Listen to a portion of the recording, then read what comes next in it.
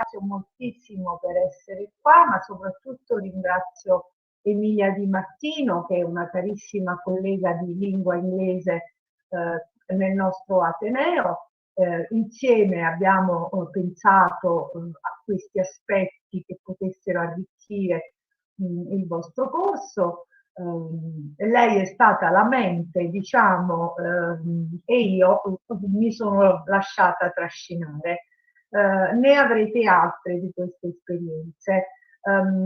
Ringrazio moltissimo Quirino, il corso di laurea Antonello Petrillo, Stefania Ferraro, che anche ci hanno assecondato in questa idea, il centro stampa che ha lavorato per noi, le attività culturali che hanno accettato questo evento, Quirino Picone che ci farà la diretta streaming. Io dico solo il titolo dell'intervento di Paolo Maria Noseda.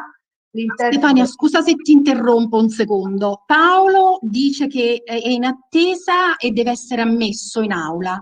E io credo che questo lo debba fare Monica, perché è la lezione intestata a lui. Ho fatto, l'ho appena fatto. Perfetto, l'ho appena fatto. Eccolo, noi ce l'abbiamo fatto.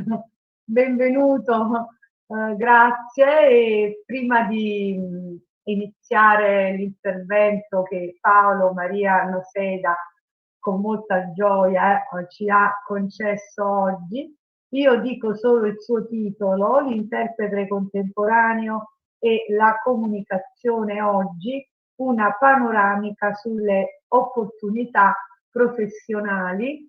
Do la parola a Emilia Di Martino per una breve introduzione e poi avvieremo la lezione in diretta, anche streaming, Facebook, eccetera. Prego, Emilia. Sì, io volevo semplicemente, come te, ringraziare Paolo, che ho avuto il piacere di conoscere nel 2013, non so se Paolo se ricordi ancora, questo bellissimo evento organizzato a Lecce dalla Consulta di Critica Letteraria. Abbiamo trascorso alcuni giorni molto piacevoli a Lecce. E poi da lì è nato subito, cioè è scattato questo meccanismo di interesse nei confronti di Paolo che davvero ti rapisce quando scrive e quando parla. L'ho invitato da noi al Solorso nel 2015 e anche lì ha rapito l'uditorio. Di Paolo dire qualcosa sarebbe riduttivo, ci sarebbe tanto da dire, interprete di Che tempo che fa, interprete personale di Patti Smith, interprete personale di Luciano Benetton, di Paolo Tronchetti Provera, insomma X Factor, Grammy Awards, insomma bisogna effettivamente seguire il link che abbiamo indicato in locantina per dare un'idea di quello che è. Lui si descrive in questo volume bellissimo che ha scritto come La voce degli altri, infatti in inglese abbiamo dato questo titolo, no? E lui parlerà in inglese e alle 6, circa, giusto alle 18 precise, Quirino, termina la parte, come dire, pubblica di questo evento, ma dopo le 18 gli studenti che fossero interessati a farlo possono fare delle domande a Paolo sia in inglese che in italiano a quel punto. Quindi gli do subito la parola, lo ringrazio nuovamente, a te Paolo. Prego Paolo, hai il microfono spento, siamo tutti in attesa della Paolo, il microfono. Yes, I usually have a sound engineer, forgive me, who helps me out with microphones and equipment. So good afternoon, Naples, good afternoon. I love Naples, it's my home away from home. Thank you very much for having me with all of you today. You're living in a lovely city, the most beautiful city in the world, and the richest one indeed in cultural terms. Every single time I come to Naples, the first time actually I visited Naples, I had my uncle with me, and I was 6 years old. My uncle took me around on a tour. At that time, I was living in Austria, and he took me to the typical tour of Italy, and I fell in love with the city, and I fell in love with the country, and I'm still here. So thank you very much, and your university is absolutely sensational. You can breathe culture from the first step in, and I keep a marvelous souvenir, and thanks to Emilia, who hosted me once to lecture there. So let's get to the core of it. Let's get to the point. Why am I here? Am I here because I love communication? I love to communicate with people, and I like and I love to speak to people. And one wonders, why do we speak to people?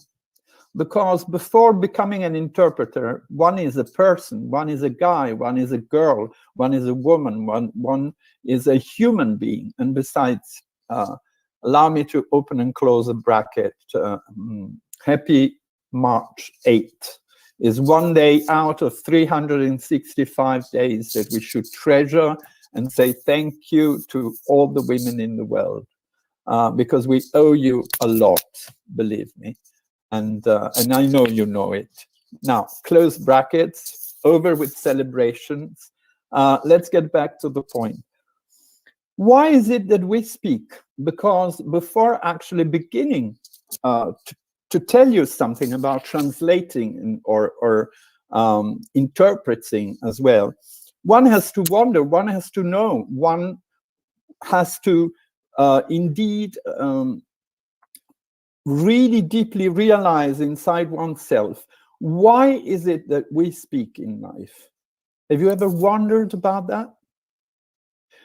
I would like as much as possible to this lecture to be as interactive as possible, because I'm used to interact with people, and I feel that empathy is really important. It's important not only in my own profession, but it's important also in terms of human relations and among human beings.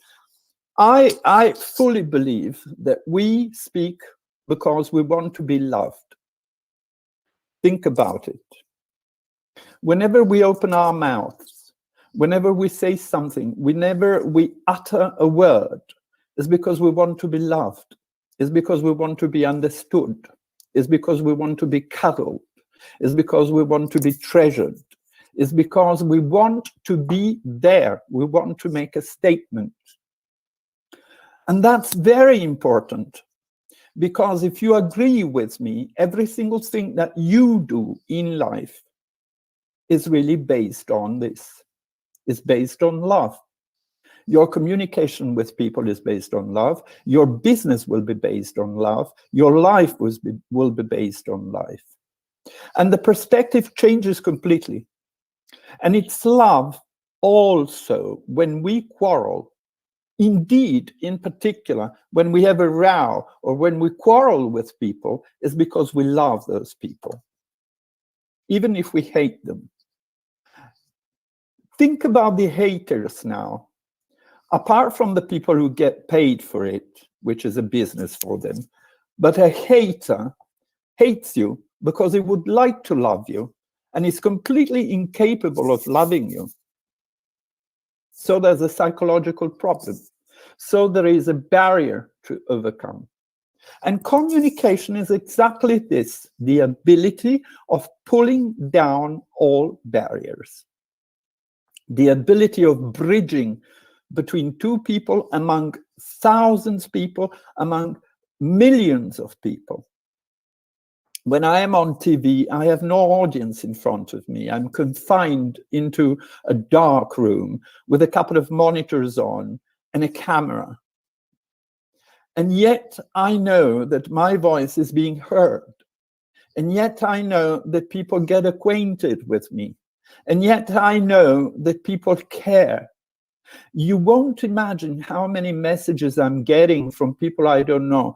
Besides, one of the most fantastic one was a lady there where you are in Naples, who once wrote to me the most beautiful message I've ever received in my life. she said to me, and I quote, because I remember it by heart, "Thank you very much. I discovered by chance your name and your blog, because at the time I had a blog for Che Tempo Che Fa, and I used to write every single week, put down black and white what was happening behind the scenes, because people are very curious.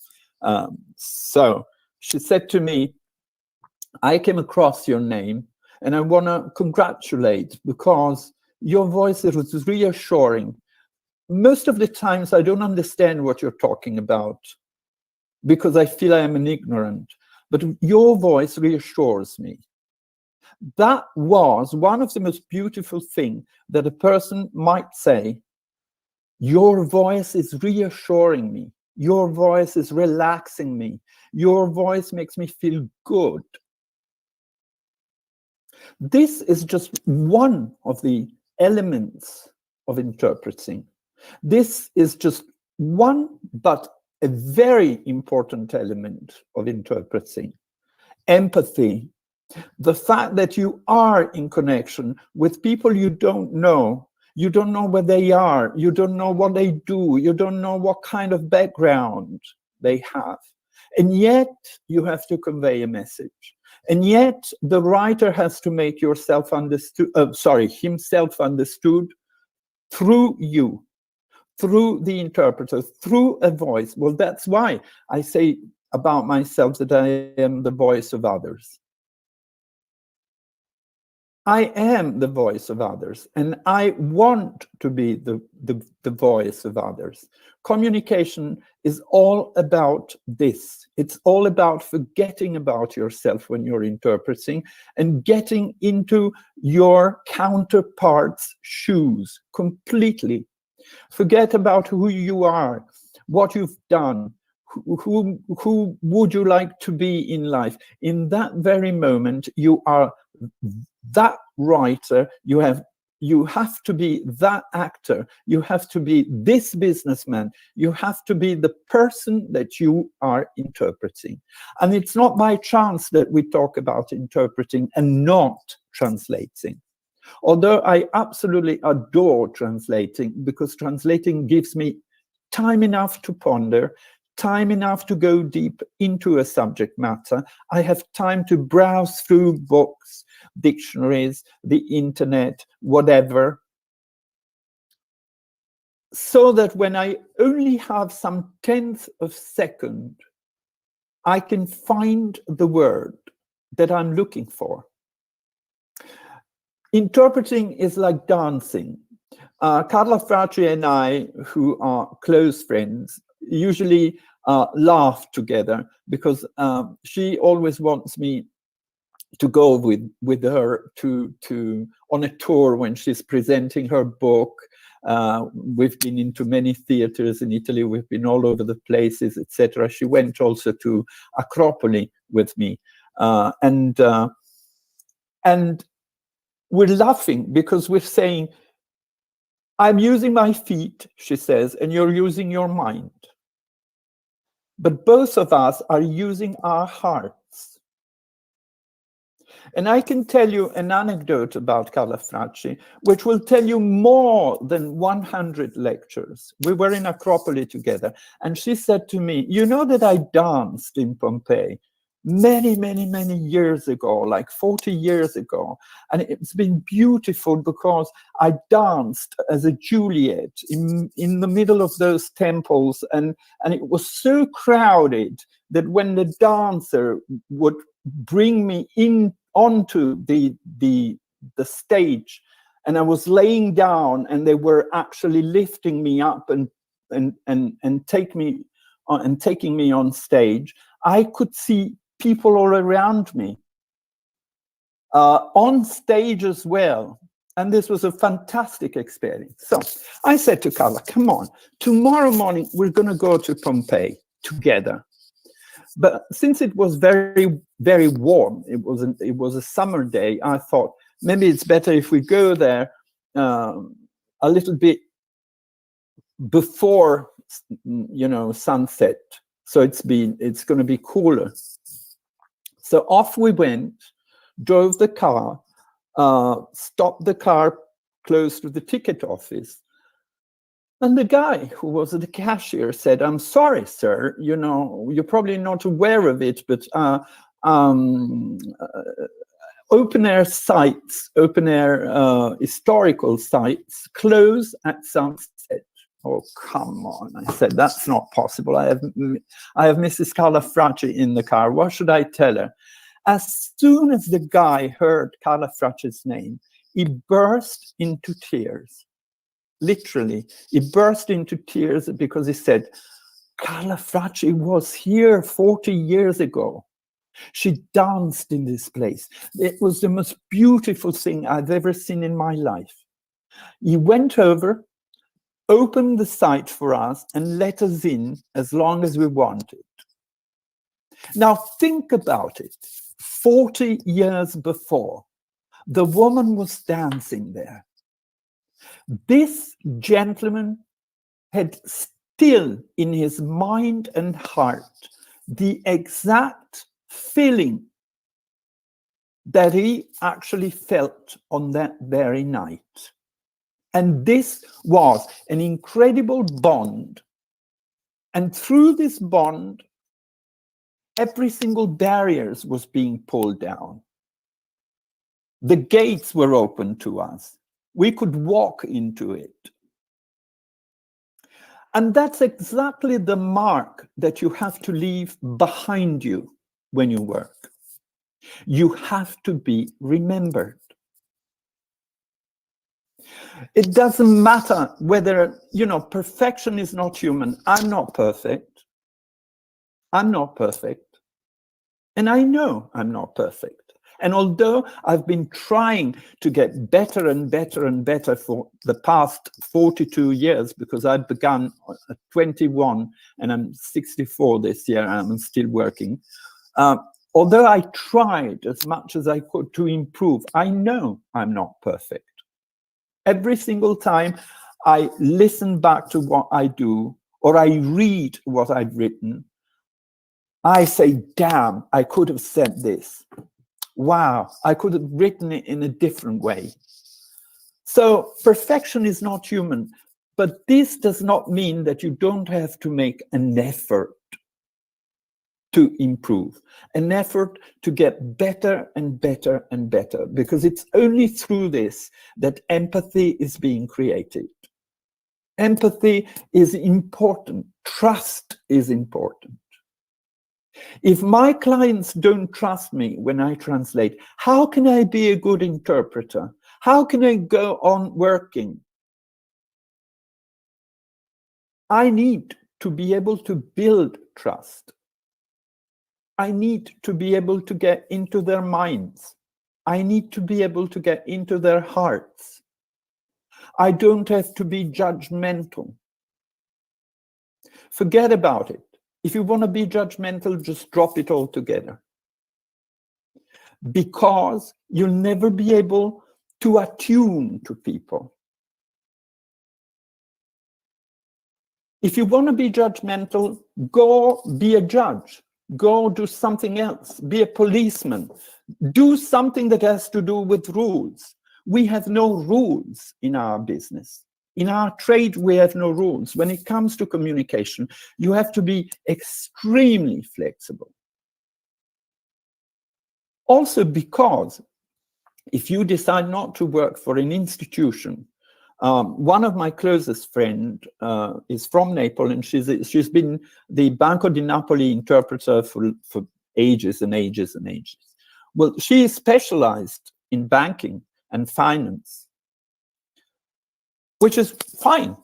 But if you decide to be a professional, to be a freelancer, then really you have to adjust day in, day out to the changing fortunes of the world. I have gone through the IT wave when it seems impossible, but I was born before the computers appeared on the market. And so I had to translate everything about the appearance of computers here in Italy and elsewhere abroad. So I've gone through the computer waves. the Gulf crisis wave, the medical crisis, because years and years back, there's been a terrible crisis and they decided to, you know, re-adjourn completely the agenda of all medical conferences. And by the way, I was specialized in medicine, among other things. And all of a sudden, 30% of my business, wow, cut out completely. So never have a single client. You have to have different clients, because you never know what happens in life. Life is very beautiful because it's very unpredictable. But exactly because it's unpredictable, would you have predicted last year that we would be here today, now, to talk to each other through a screen? And that this has become so customary. This is communication. And I do simultaneous interpreting through this means. And I work with my clients and I give classes. Unpredictable and yet adjustable. We are adjusted to it. Don't waste your time moaning. Don't waste your time moaning. Make a crisis an opportunity. As little as it is, make it an opportunity. I can say to you very sincerely that I never got bored one single day in my life. I cannot get bored. It's impossible for me to get bored. There's so many things to do in the world.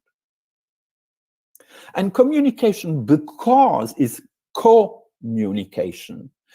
I adore, incidentally, all the words that begin with co. Co means together. Communicating means togetherness. Communicating means be able to listen to the other person. Listen to the other person. Not hearing the other person, listening to the other person. Understanding what the person says. And understand also what is not being said. What is subdued. What is silence. Silence is important. Pausing is important. I play with pauses when I speak. And I instruct people because, incidentally, over the past few years, I've begun to be also a coach, a speech coach, and a ghostwriter for people. Because little by little, my clients asked me to help them out with their speeches. So little by little, you see, you have to be flexible. You have to be adjustable. I hate people who say, oh, no. Listen, I am an interpreter. I do interpreting, and that's that. Forget it. We don't know whether we're going to be here tonight, not to mention tomorrow morning. How can we deny? How can we reject opportunities? And you know what? One of the things that allowed me to train was exactly the advent of IT. And you know why? Because my senior colleagues refused to learn the IT jargon at that time. I'm talking about ages ago. Look at my beard. It's white. So, you know, it's about 30, 40 years ago. But they refused to learn the IT jargon. And this was an open door to me, to us. I used to do 7 days a week with IBM, with Apple's, with Microsoft. I ran into Steve Jobs. I ran into Bill Gates, whom I've translated for another time again over a couple of weeks back, because nobody else wanted to learn the jargon, because my senior colleagues were very, happy with what they had, with the cake they were eating. But the cake you're eating finishes up sooner than you expect. All you have to do is a turn right or a turn left, and your life changes. Look at this virus. In a matter of a week, it changed completely our lives.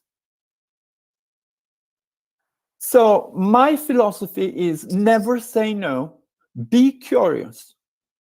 Be curious, be very curious, which doesn't mean love gossip. It's a completely different story. You can make a living out of gossiping, but curiosity, genuine curiosity, is something different. The first time I had a briefing with Achille Castiglioni, you know, the guy who designed the Arco lamp, which is very popular and everyone knows about it. You know, the first question that Mr. Castiglioni asked me was, "Are you curious, Paolo?" And I said, "Maestro, I wouldn't be here if I weren't." And we started to work together, and we worked for years and years and years. And I learned a lot. I learned how to communicate to people besides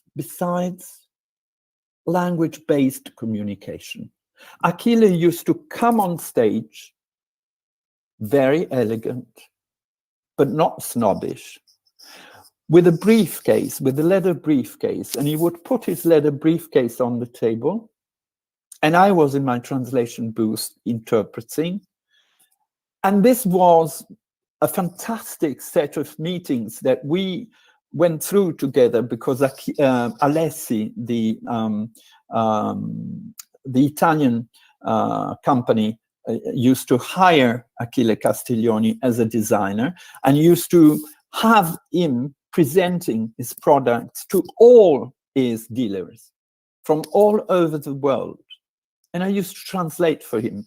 And you know, he used to say, "You've got to be simple. You've got to be easy when you talk. Because if people go back home and say, 'I didn't understand,' it's not their fault. It's your fault. You were not clear enough. You were not attuned. You were not on the same wavelength. It's your fault." And in order to have people understand difficult concepts like design and what a designer does, etc., he used to open his leather briefcase, and he used to take out a number of little gadgets, you know, those little toys that you buy in your open-air markets, you know, the €1 a piece things, you know. And he used to say, "This is design. This is design because it's usable, because it's popular, because it's being acknowledged by many people." And Achille was very proud, in spite of all his beautiful things that he designed. The thing that made him most of all proud was the fact that he designed a plug, because he said it is being used by millions of people. So you may wonder, Paolo is out of, you know, is lunatic. Why is it that he's telling us all these anecdotes? Because I learned a lot out of them. I learned a lot out of practical life. Don't you ever be afraid or frightened to get your hands dirty. I could have said no to Castiglioni. No, no way. I said yes. I studied day and night, day in, day out, because I have got my own pride, and I didn't want to go out translating for him or interpreting for him and not being able to convey a message. Another feature of your life as translators or interpreters is be ready to study for the rest of your life. No matter what, Forget about going to a library or whatever. If you want to go to a library, go to a library. But, you know, right now in particular, you're very, very lucky. Because besides going to a library, you've got your own computer, you have the internet, you have YouTube.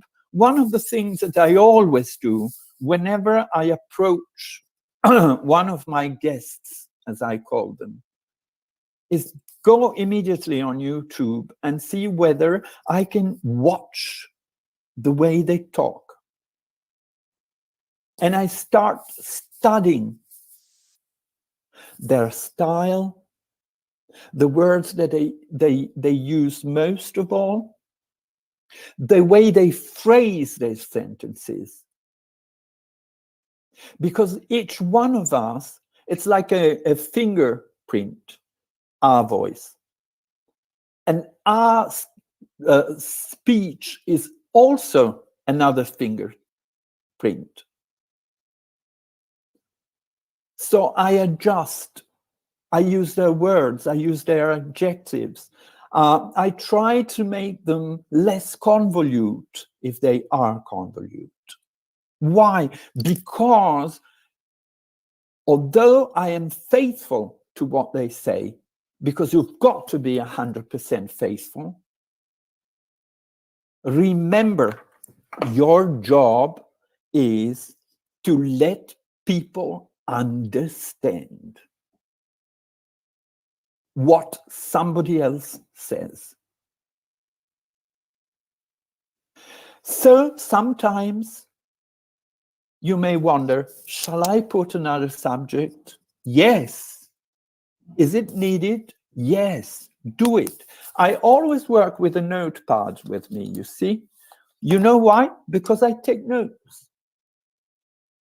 If there is a particularly difficult sentence, the first thing that I take note of is the subject. Because if I have to repeat it, I may not be wrong. Or a date, or a name, or a title. You imagine if I would call Carolina Finizio Finizio, or Finizetto, or Finiz, you would get offended. It's your name.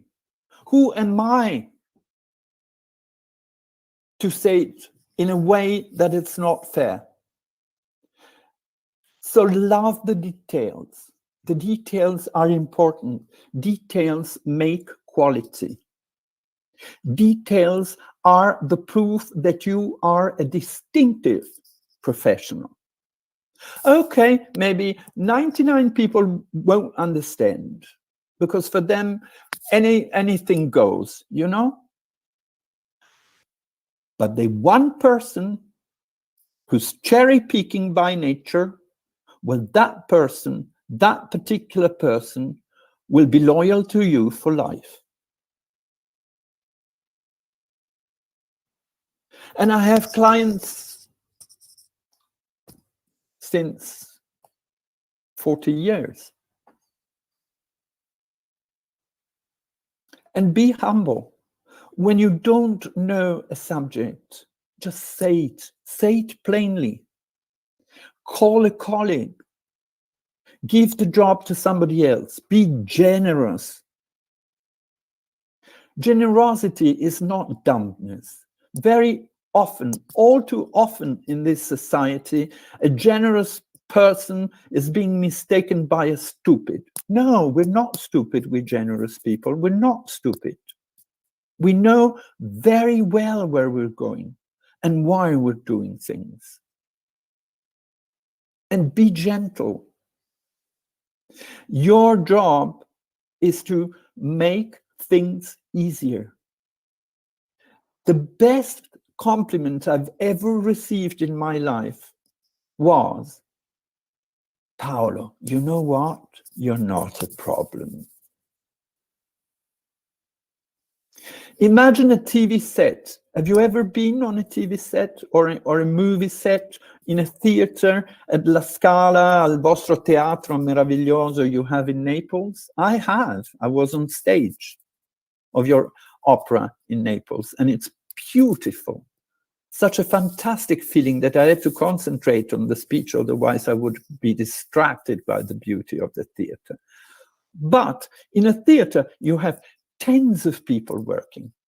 You have thousands of problems. When you go live, it's pure adrenaline, because if something happens at the Academy Award ceremony, or if something happens, I don't know, at Che Tempo Che Fa, when we broadcast live, etc., it's a catastrophe, you know?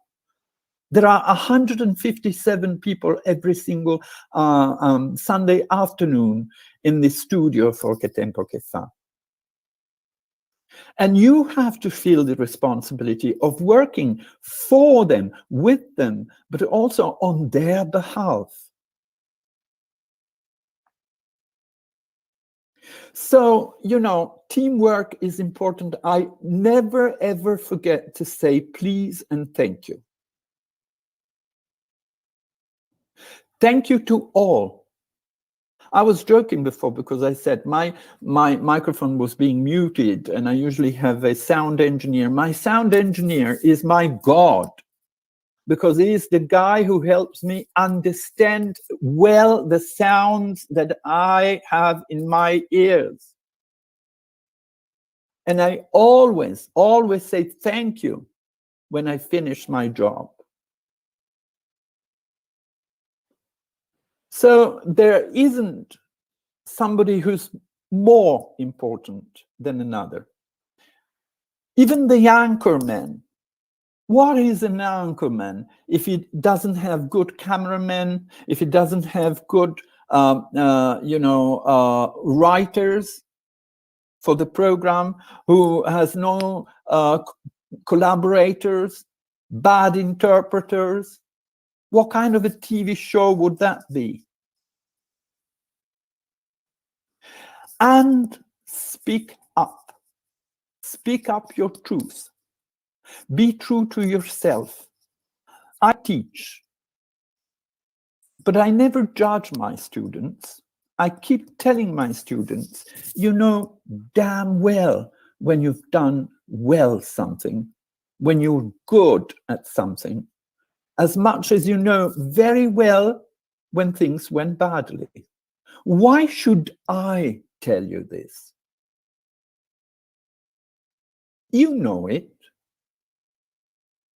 Why pretending not to? Why? You want me to tell you off and then go back home moaning with your mom and dad and say, oh, that bastard at university who keeps moaning, etc., and telling me off? That's not communication. Good communication is me being like a bus conductor. I have to check your ticket, that's all. But the ticket is yours. The responsibility of buying the ticket is yours. And, you know, people criticize and people say, you know, it's very fashionable to say, oh, things are not going well, you know, what can we do? Let's pretend. Let's pretend that we are the best. No way. Things will continue to be both good and bad. It's up to us to choose. And that's why my plea to you right now is, please be flexible. Be flexible. Don't be scared to look around. I know there is a certain amount of narcissism into all of us. We love to be praised. We love to be complimented. But if you keep on staying in your own bedroom, nobody would realize that you're alive. So you have to be able to insist with yourself, sometimes even if you don't like what you're doing. And I have a metaphor for this. There is poetry in the bolts as well. You know a bolt? Okay. Looks like the less poetical thing in the world. Well, ask the engineer who has designed it. And I'm telling you this because I've been working for years and years and years for Pirelli, for the guy who was in charge, and unfortunately now is retired, for the guy who was in charge of R&D, research and development. He was a genius of poetry because he used to describe rubber, tires, you know, the tires of a car, like a poem. And I remember very well the first time that I was told, oh, go to Mr. Such and Such because he needs you. I thought, let's see, because, you know, tires are not exactly my cup of tea. And I'm still there. I'm preparing the next 3-year plan for Pirelli right now, which is going to be delivered on March 31st. Which means that you fall in love with things. As much as you fall in love unexpectedly for a guy or for a girl whom maybe you didn't even notice the day before, you fall in love with communication, but you have to be ready to do that. You have to open your mind. You have to be not only curious, but interested, genuinely interested. And if halfway through you realize that this is not your cup of tea, change. There is something, I swear God, there is something that you will like in life. But don't you ever try to put up with a situation which is just 50%.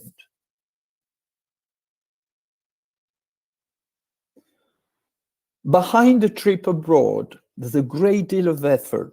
Behind a conference, there's a great deal of studying. Behind a written translation, there's a great deal of preparation. If you don't like the background, if you don't like the backstage, well, don't do it. Because you won't do it well. There is one thing that taught me a fantastic lesson. I was in New York City and I was working for the United Nations, and I used to have a very close friend of mine by the name of Gwendolyn, who used to be a dancer for Martha Graham and then came back to New York City. And one day, and it was many years ago, and I was still a young man, she says to me, would you stop going to the gym, which is the silliest thing that you can do every morning? And I said, why should I? And she said, because you should come with me and train. And I said to her, but you're a dancer. And she says, you come with me and you see. And I went, off I went with her. And I found myself all of a sudden on this wooden floor, surrounded by 4 walls of mirror. And a guy came in and he said, oh, you're the little Italian, aren't you? And I said, well, yes, I am. I'm working for the United Nations. Well, who are you? And he never answered. And he said to me, well, just go down on the floor, please. Okay, went down on the floor. And I trained for about 1.5 hours on the floor. And I was sweating like a dog. And at the end of my routine, I was expecting something. And the guy said to me, come back tomorrow morning at 9. And I said, well, what do you mean? You know, I've been training for 1.5 hours. Tell me something. Why should I come back tomorrow morning at 9? You want to come back? You come back tomorrow at 9. At 9, the following day, I was there. Another line of communication. Say something, don't say everything at once. Elicit curiosity. Wait a minute. And I was there on the following day. And I was there for 5 days in a row, 5 mornings. And when you're 22 or 23, your mornings are precious. And I was there for 5 mornings. And on the 6th day, after the routine, he said to me, now up, stand still, feel the emptiness around you. And for the first time ever in my life, I was able to sense where my body was, what my body was like, where the vacuum around me was. And how important it is to reach out with a hand or stay still or look at the people, because your body counts. Your body is another language. Your body is what people watch when they look at you. And I never realized it before. And this was one of the most beautiful lessons of my life. And it wasn't into a school. And there cannot be such a lesson into a school, because a school is a school. So stop complaining about the fact that in your university you don't have the course A, B, C, D, A, F, G. Go out and find it by yourselves. This was a fantastic lesson for me. And you know how I learned my French? I was living in Paris. And I had a very little scrubby studio. I was just back from Brussels, because I hated Brussels at that time, because it was a tiny little town and I wanted to be in a big town because I was curious, because I wanted to go dancing and da, da, da. So I got myself this little studio, and it was a very old building. And in the stables of the building, there was a place where I could see in the morning a strange procession of very elegant gentlemen with raincoats on, with coats on, with briefcases on, etc. And I was only 19 or 18, I can't even remember. And I was very curious, because I thought to myself, well, what are you doing? You know, these guys up and down, and back and forth every half an hour or so. So I went down to the courtyard, and I discovered that in the stable, there was a guy living. And I introduced myself to this guy. And I said, well, you know, I'm Paul, I'm here, I'm just living upstairs. And I keep watching people coming and going. What are you doing in there? And he said to me, well, come in and I'll show you. And believe it or not, this guy, in his own drawing room or sitting room, call it whatever it is, used to have a 1700 theater mounted. And he used to give lessons, classes to French lawyers from the courts of Paris, who used to go there and learn how to deliver speeches. From that day on, I was a silent observer, seated in a corner, watching him teaching people how to speak. It was there that I realized how important silence is. Silence is one of the strongest means of communication. If people get distracted, the first thing that I do is I shut my mouth. And they immediately stop playing around with their portables, and they look up at me as if to say, is he fainting? Is he good? Is he feeling well? But I get their attention.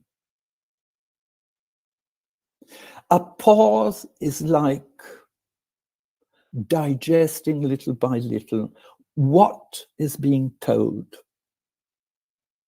And if you think of it, a speech is like a rainbow.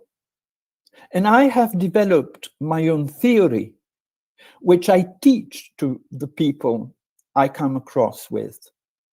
Think about it. If it's true what we assumed at the very beginning of my speech, that speaking is an act of love, then we have to seduce, you need passion, you need to teach something, you need to give people a pause. Because you cannot just go like peaks of ups and downs of pleasure and instructions, pleasure and instructions. You have to give them a chance to breathe. So I have 3 colors, red, blue, and green. Red is love. Red is buongiorno, Napoli. Blue is remember, a bolt is poetry. Green is I'll tell you an anecdote. And now I have my clients who pick up the phone and call me. And when they're writing their own speeches, because I never write for them, I want them to write first, and then we talk about it. Because 4 eyes see better than 2. And often they pick up the phone, they call me and they say, Paolo, do you mind if I read you the sentence and you tell me whether it's really red or whether it's really blue or whether it's really green? Which is a way of making things easier for busy people who have no time to devote to attend a course, etc., which is again a way of understanding the people you have in front of you.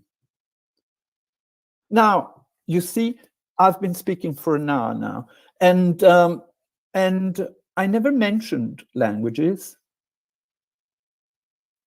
You can be fluent in as many languages as you want, but that's not the point. This is not a lottery.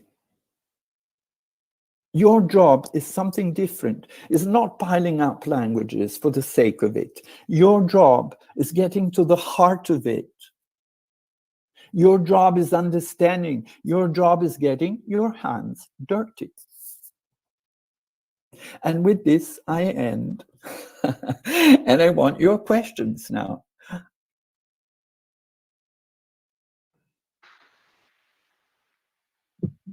Who's breaking the ice? Thank you. Clapping our hands and thanking you so much, Paolo. And I think you are so telling in every single word. I have a list of points, but I wonder whether there are students who want to say something first. Well, now you ask and I'll answer. There isn't a triple X question for me. You can ask whatever you like. Curiosities, practicalities, whatever. Now let's get down to the core of it. We've been talking about philosophy so far. Now you probably have, something you want to scavenger more. You want to know more about.